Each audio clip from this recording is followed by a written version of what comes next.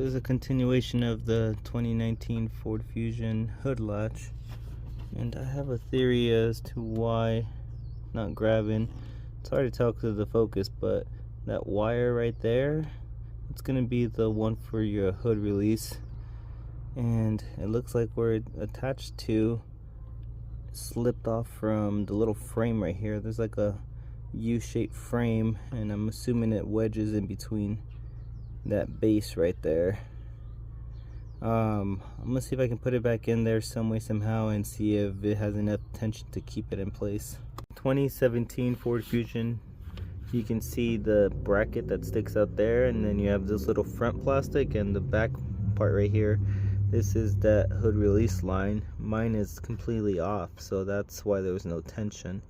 So I need to put it back on the same way on the other one. So let's see if I can do that.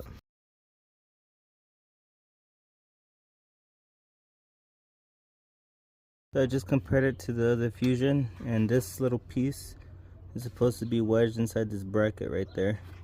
So I'm going to try to move that little piece back in here. Sorry for the horrible focusing, but I found the problem, and that's why I had no tension. That piece right there is supposed to go inside of this bracket. I wasn't able to insert the cone back into the bracket here. It was too far gone.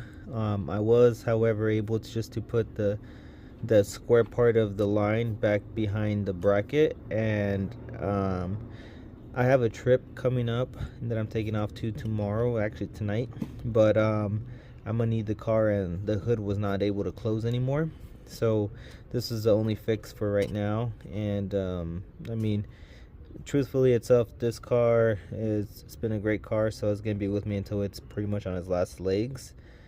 So I know I'm gonna be the last owner, and I don't care if there's JB Weld, so I put JB Weld right there. So essentially it's a loop right now like this. It's a U shape where the wire goes into, and then I closed it off, so now it's an enclosed loop.